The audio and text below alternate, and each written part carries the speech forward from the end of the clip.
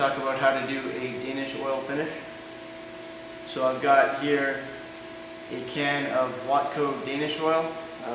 This stuff comes in a few different types. They've got the natural, I think a medium walnut or something, and then this one is a dark walnut. It's my favorite of the three, but all three are pretty nice.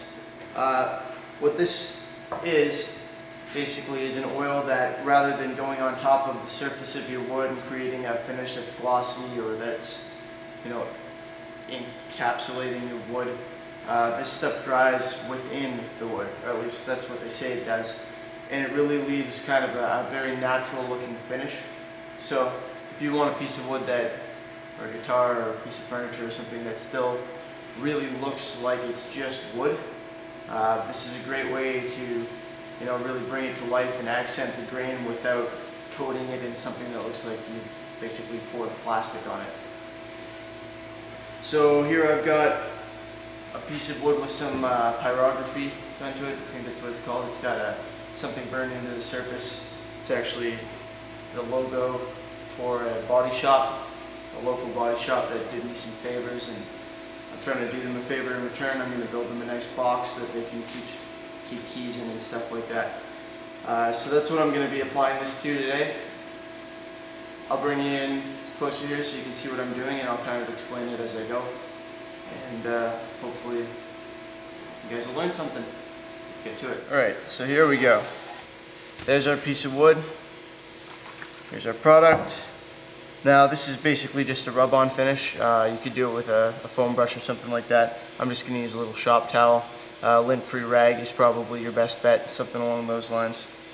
And this finish is actually probably the most foolproof thing that I've ever used. It's extremely easy. All you do is just rub it on, and you don't have to worry too much about keeping it even because it's not going to build up. It soaks into the wood nicely. But you want to make sure that areas where it's soaking into the wood more, you apply a little more to those areas at the beginning. And you can basically just keep rubbing this finish out for about 20 minutes if you want, and then let it dry, and you can apply more coats subsequent to that to get a darker or deeper finish if you want. So make sure you shake up your can before you start using it. I've already done that. You'll notice that this one's kind of crushed. Anytime I've got a can of oil or something like that, something that looks like this basically, what I do is when I'm finished with it, I take a C-clamp and crush it until the fluid level rises as high as I can get it. And that way I'm not trapping as much air in the can, and I don't run the risk of having the top layer, like somewhere this huge surface area inside, drying in the can and wrecking a whole bunch of my material. So I'm just going to take some of this and put it on this rag now. And like I said, it's just a simple rub-on finish. It doesn't get much easier than this. And you'll be able to see what it does to the color of this wood, which is pretty pale to begin with. Of course, I've already sanded it down. It's already nice and smooth and ready for a finish. And with woods that have more grain, you'll notice possibly a more significant effect.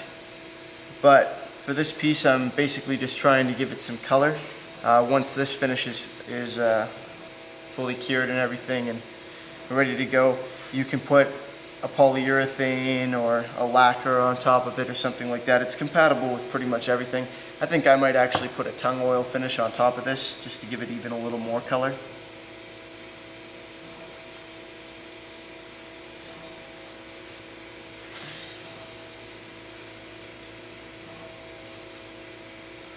So what I'm getting here, I don't know if I'll be able to show that to you, probably. Yeah, you can see that there are some areas that are very dry and some that seem to be getting a little bit of a shine to them. That shine will go away when this stuff dries. But what you want to do is keep applying this finish, particularly to the areas where it is starting to dry. Make sure you don't get a buildup on there, because that'll dry kind of sticky and globby, and then you'll have to sand it down and you'll have a whole big mess to contend with that's really a pain. So don't get yourself into that situation. If you see it starting to build up too much in one area, just go back in with the finish and rub it off of that area before it finishes drying.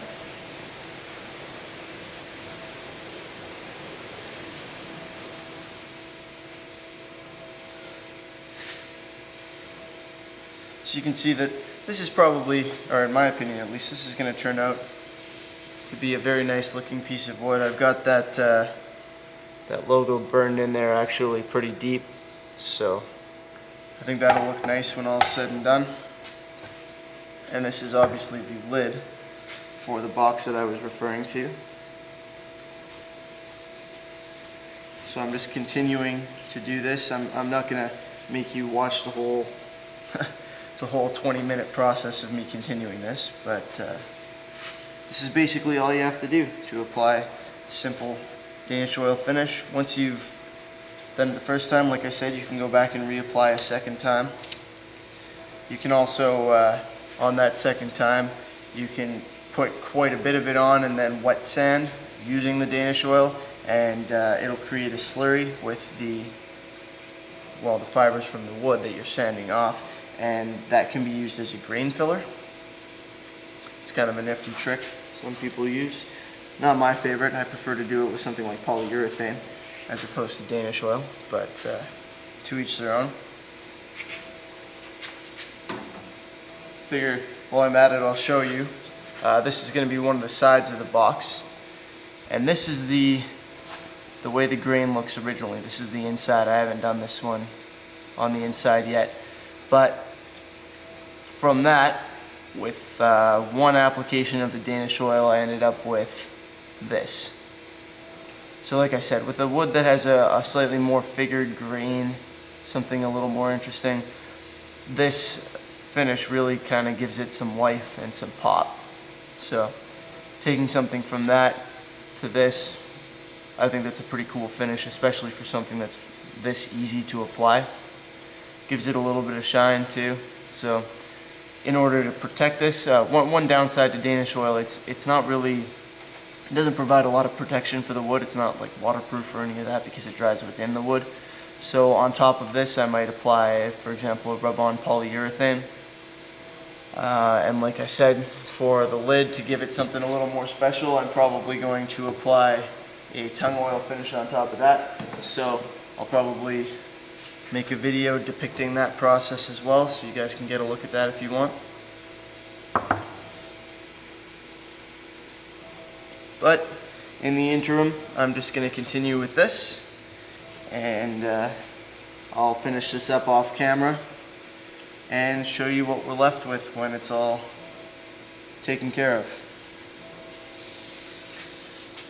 See you in a bit. Alright, so there we go. That's our first application of Danish oil complete.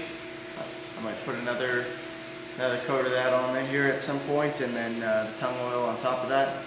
But that's what we end up with, and we started with a very kind of boring looking board. So I personally think that that's an improvement, and a very easy improvement to do, a very easy finish to apply. So like I said, when I'm finished with something like this, what I do is just take a C-clamp and kind of squish it down until the finish reaches the top, or as close as I can get it. Of course, I'm careful not to have it come splashing out the top when I do this. Don't tighten it too quickly.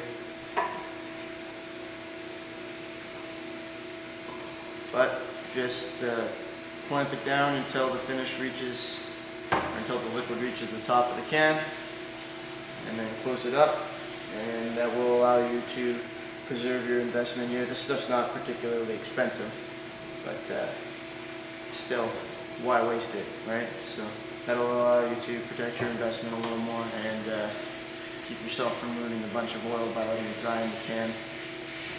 Not such a big concern with Danish oil, but with some other finishes it can be, so why not apply the good habits to everything? Anyway, that concludes our video on finishing with Danish oil, and yeah, hopefully that was informative for anybody who's looking to do something like that on a project of theirs.